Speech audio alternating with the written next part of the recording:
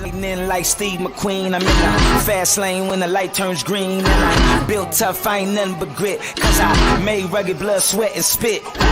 Yeah, like a horse I fly. Better push yourself in for a bumpy ride. I like to play hard, but I work harder. And I weather the storm cause I'm built stronger.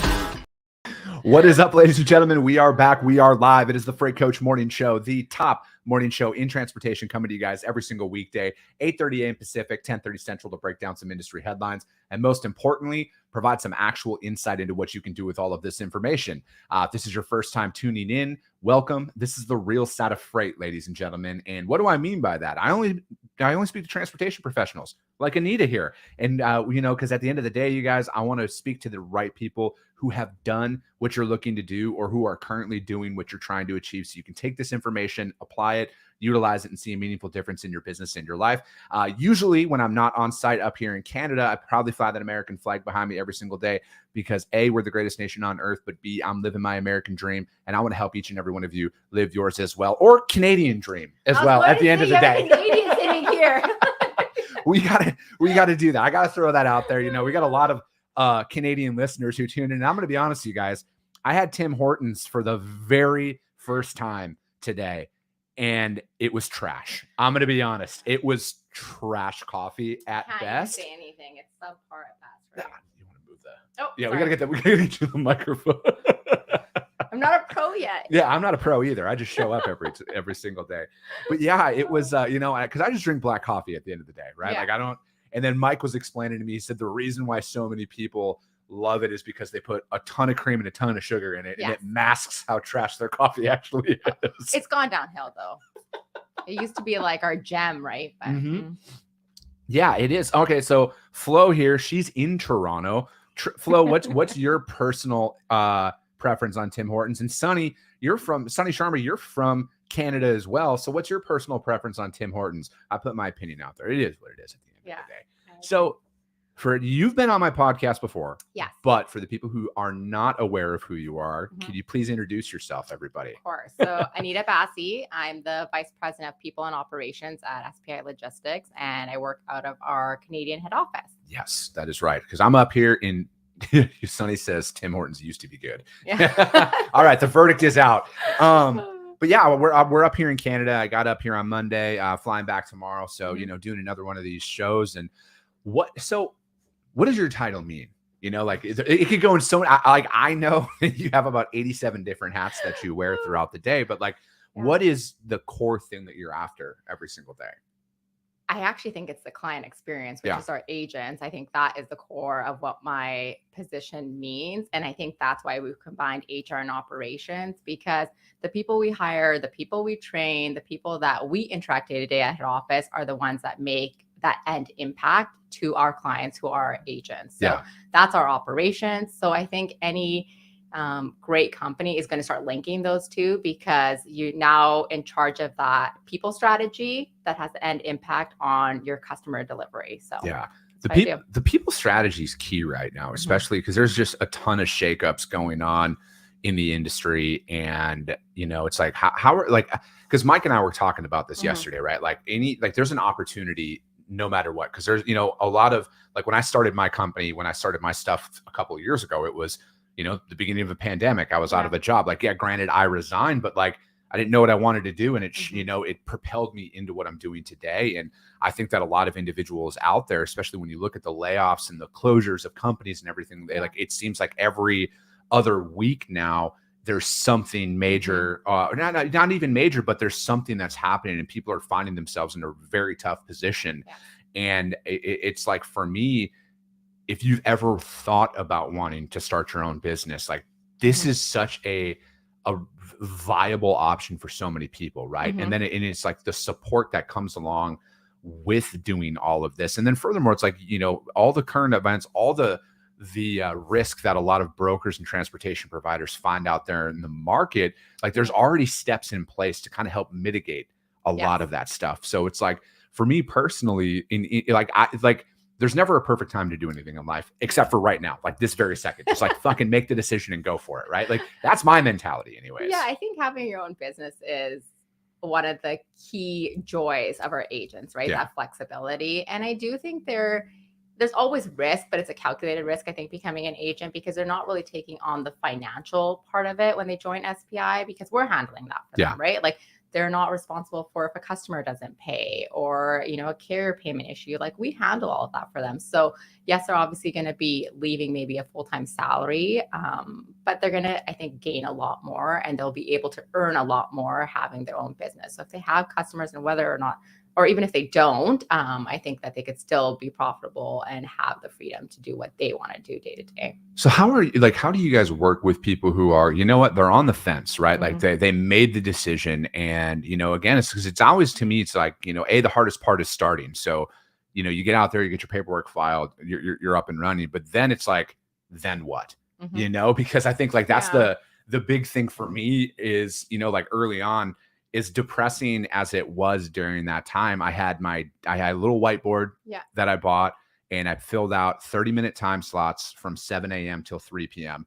And I remember I had my first, I was put my post at 7 a.m. because every morning at 7 a.m. I'd post the same couple-minute video, and then there was like nothing, right? There was nothing going on throughout the day.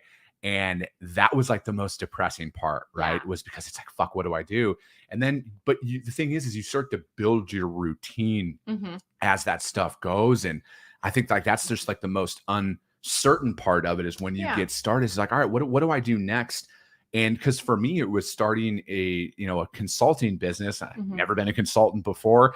I just knew that I knew how to sell. Well, at least I know what not to do. And I'll just always put it like that. I know what not to do in sales and operations and transportation.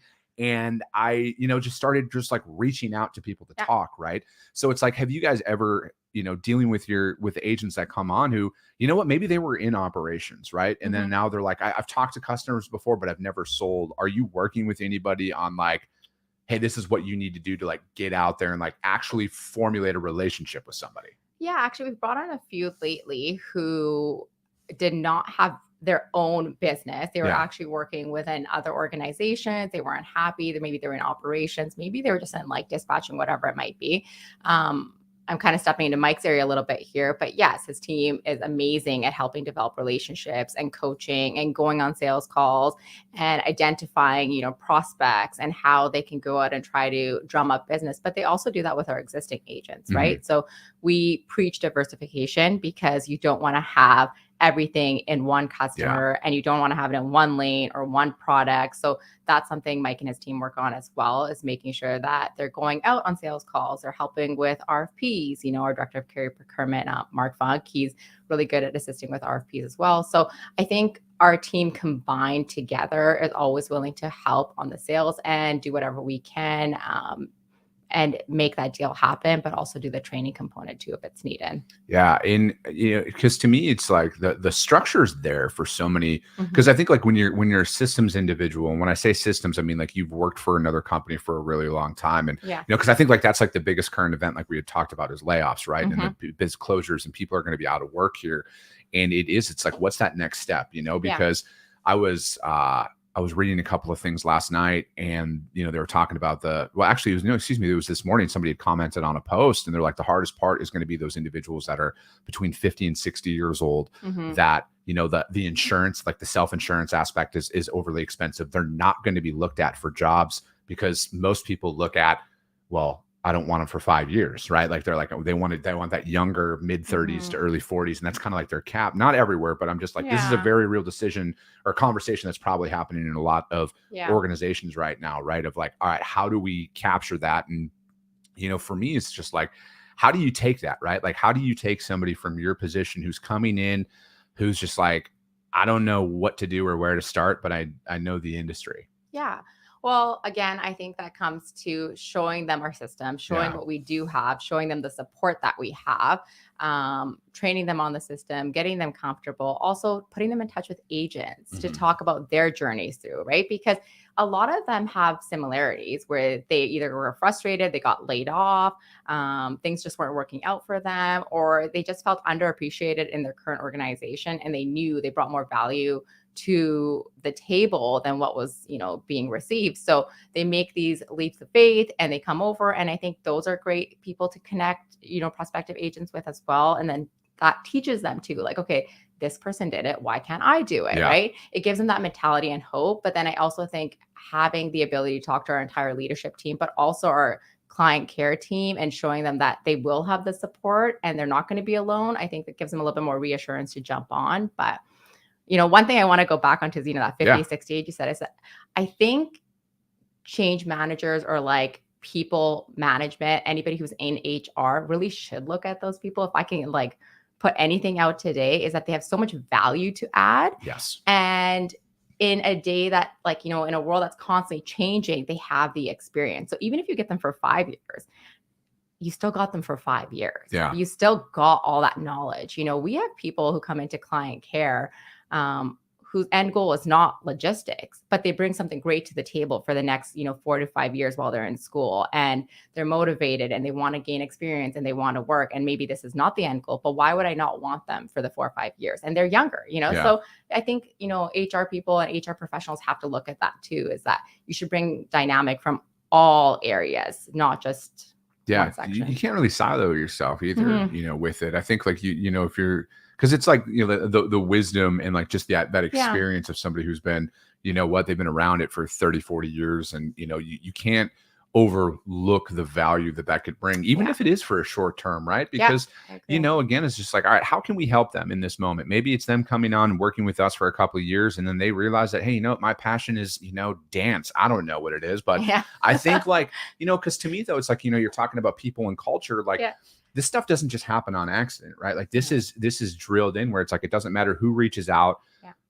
Everyone's taken care of. Everyone's provided with a resource. And maybe you talk to someone and you're like, hey, it doesn't really sound like this might be a good thing. Yeah. Have you thought about this for your career? And I think that's, for me, that's one thing that I really want to instill as I grow out my organization is it is like, I was just doing the right thing, right? Like that's like our core value. Number one is do the right thing. We all know the difference between right and wrong. Yeah. We all know that. But if you're really focused on what value can I add, take the time to answer these questions for people, help point them in the right direction, because I think like that's contagious.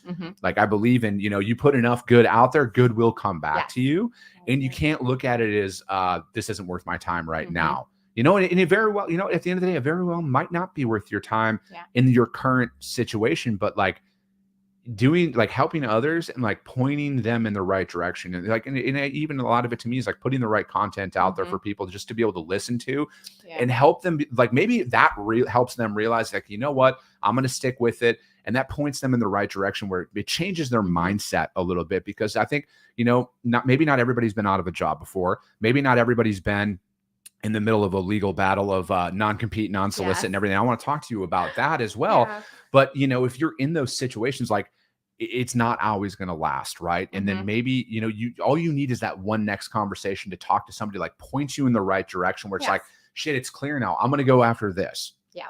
No, I agree. And I think that's all we can do though, right? Is provide that support, have those conversations. And at the end of the day, they have to make the decision for themselves because again, it is their life, but I don't think they'll ever regret it. I don't think you'll ever regret trying your own business, right? So yeah, I'm right there with you. I think you'll never regret anything that just like giving it a shot. And if like I think you got to look at it like this: it's not you failing by any stretch of the imagination. You're just actually getting pointed in the right direction. Where it's like, all right, I tried. You know what? At least I can say I tried one day, but I realized it's not for me.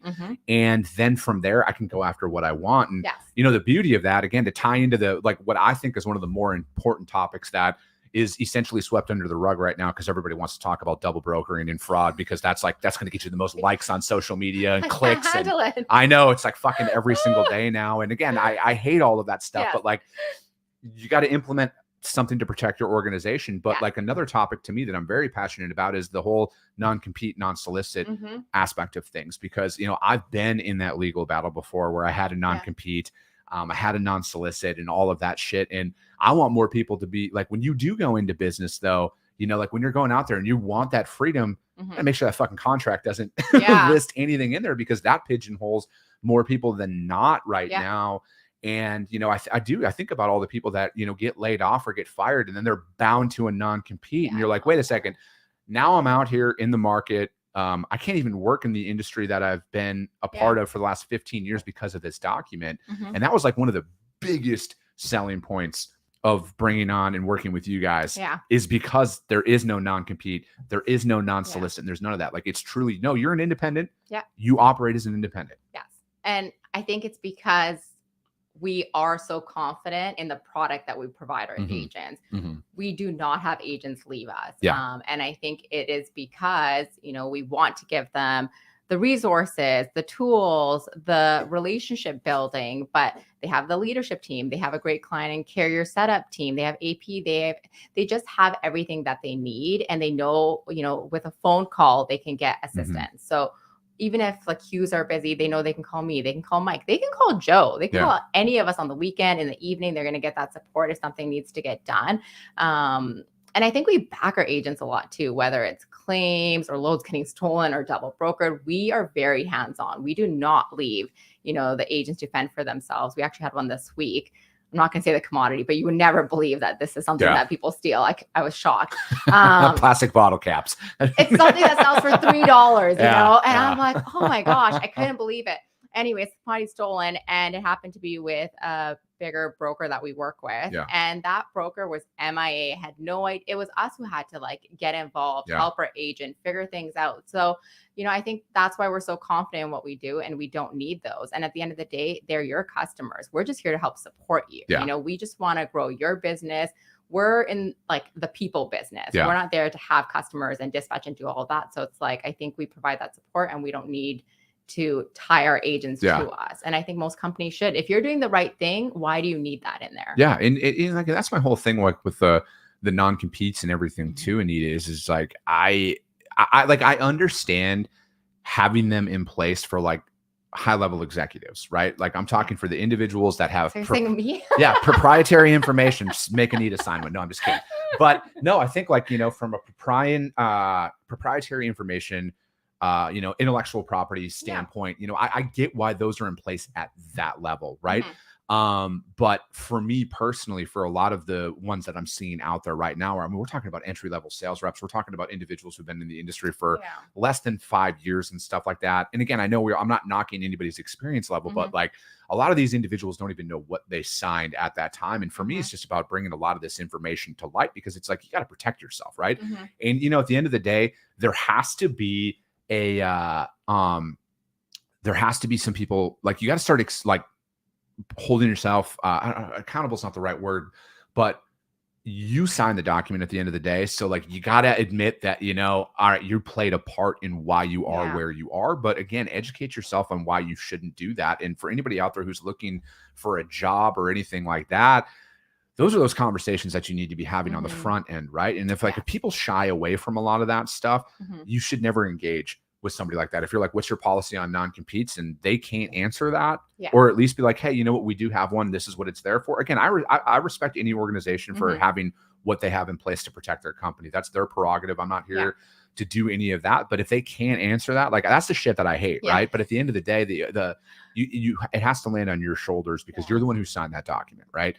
And then, you know, furthermore, like, I'm glad you brought up the claims process here, because that's another thing that, you know, again, because as like I've talked, all the content out there right now and all the shit you see is, oh, fuck double broker and fraud, blah, blah, blah, bad carrier, yada, yada, yada.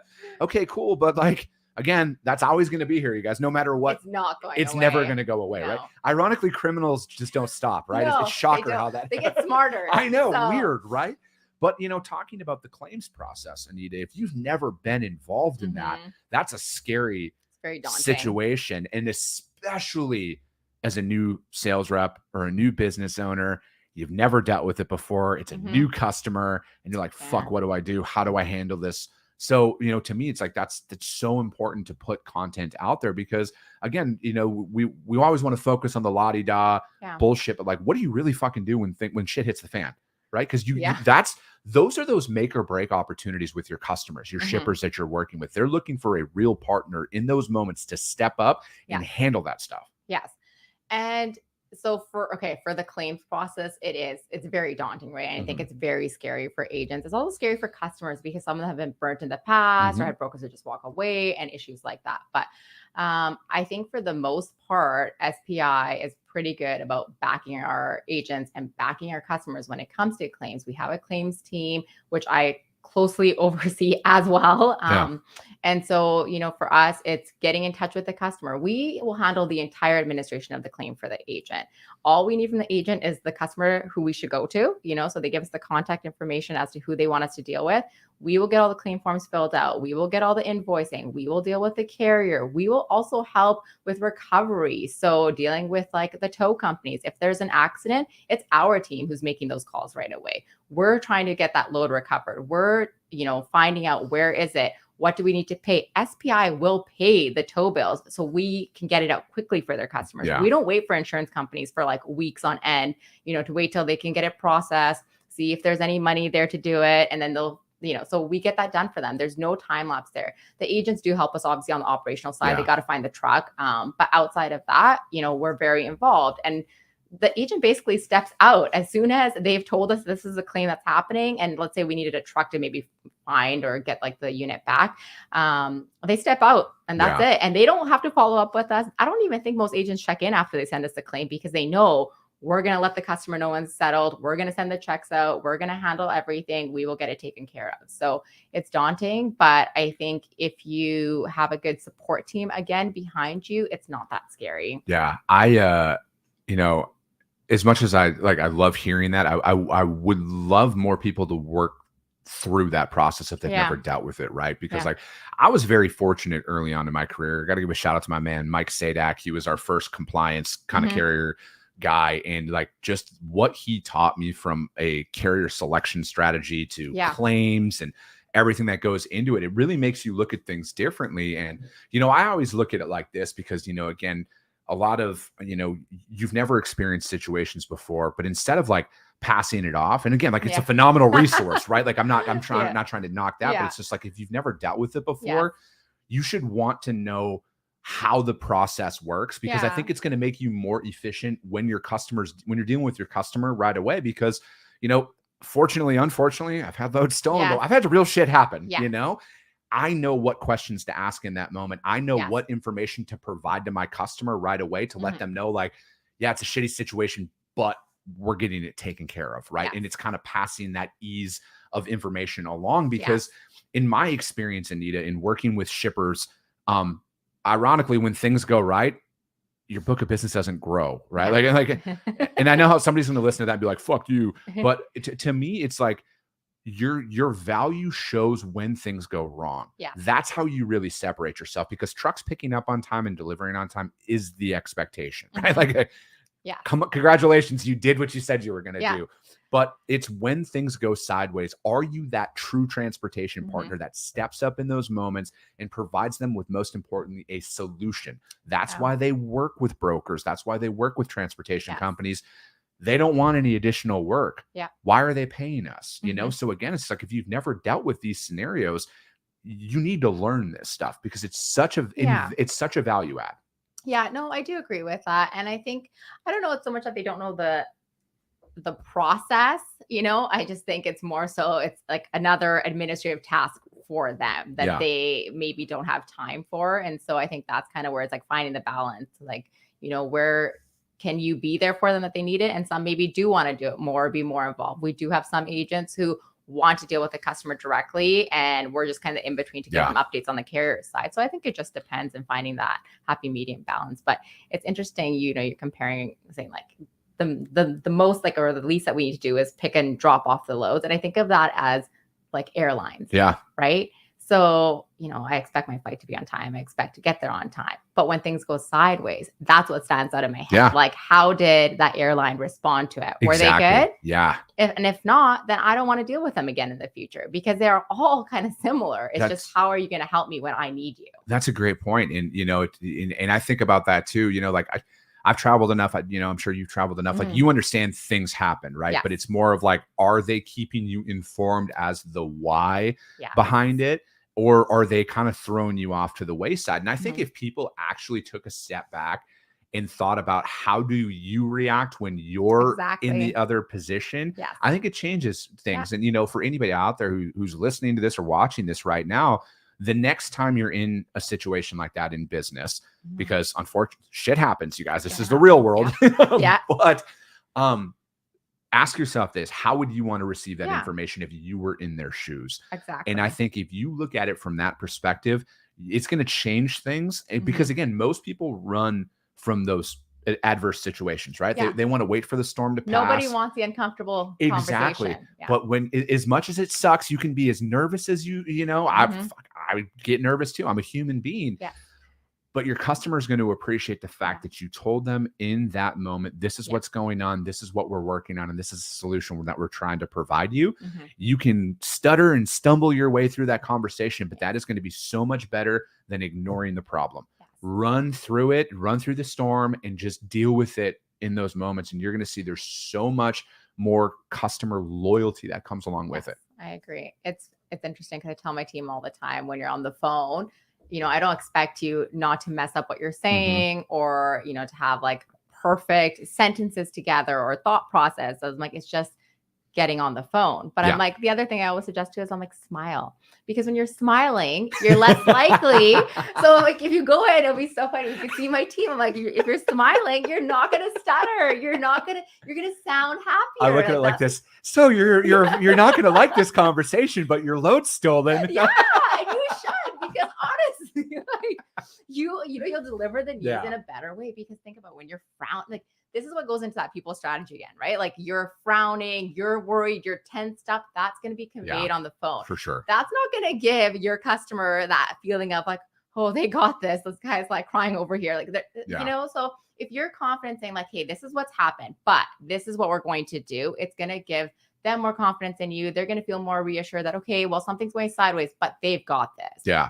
And so that's, something I suggest. No, I agree. And I think anybody out there, whether, you're a broker, carrier, whatever, sales rep, whatever that looks like, work with your department. If you have a claims department, if you have I'll call it an oh shit department, talk to them and find out. Like, cause I look at it like this.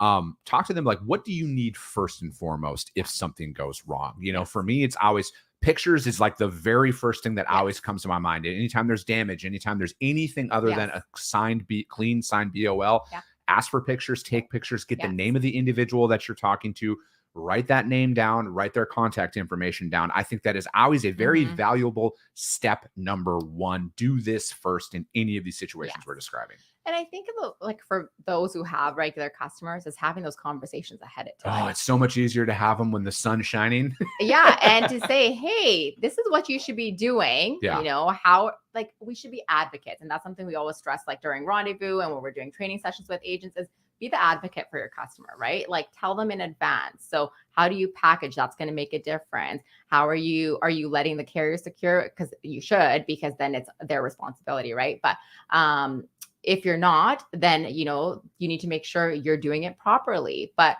also just being aware of like, who is picking up your load. Oh my so gosh. We say like, make sure that you're checking, hey, because we send you the information ahead of time. We're telling you what carrier should be there. So is it matching or are you just giving it to some random? And also like checking the driver's license. So there's certain things that you can teach your customers in advance to maybe limit their exposure, but then also provide them with other options. Like we have a shipper's interest policy. So, you're worried that there might be a claim. Why don't you just protect the load? Why don't you just get insurance on the load? So those are all things that we try to advocate for to one, be proactive, but also to have a backup plan. If a claim does go sideways, you have insurance on that product too. Yeah. And I think that, it's very valuable to have a lot of these conversations on the front end, right? In the onboard, like you shouldn't be afraid to talk to a prospect about this before contracts are signed of you're going to work with them as a shipper. Find out, hey, who's our after hours contact? If there's a weekend issue, who do we reach out to at this time? If there is a claim, what do you need from your perspective, from an information standpoint, so we can just have that ready? I think that helps you stand out so much more than anything else that's out there on the front end. Because again, like everybody's like, oh, I got a quote, I got a price, I got to try and save them money. Price is a factor, yes, but like they need that sense of ease that I'm working with a pro. And again, I've been doing this a long enough time to know like, all right, real shit's going to happen. I'd rather know how to handle it in the moment than wait 3 days or, if it happens on a Friday. Like I remember we had a load a couple months back where, it was going to Canada. Sorry, I fucking say it. But doesn't even face to see how it's still straight face. I was like, okay.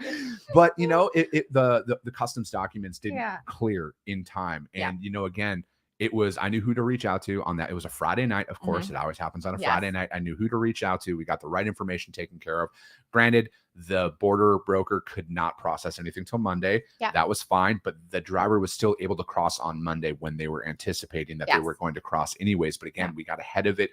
We knew who to reach out to in those moments to make it as seamless as we possibly could in that time. All right. You know, and I think that's really important. So it is important. We're already at the 30-minute mark. Oh, that flew by. It did. And Tony, to answer your question, who's moving those cranes in the background of the building materials? They laughed at me when I walked up to him this morning. They said, "Who's the clown in the orange shirt?" But you know, actually, they told me to grab a shovel. But man, the construction around here in Surrey is insane. They're building stuff everywhere right now. But Anita, thanks for joining. As always, has anybody reach out to you if they want to just talk to you? I would say email is probably the best. So abassi@spi3pl.com. Otherwise, you can always send a message to our LinkedIn and RJ can put you in touch with me as well. So perfect. That works. And the Canadian Road Show will continue. I'll be going live early tomorrow morning, 6 a.m. Pacific, because I got to jump on a flight. And I told you guys I will go live every single day, and I'm going to. I'll be from my hotel room.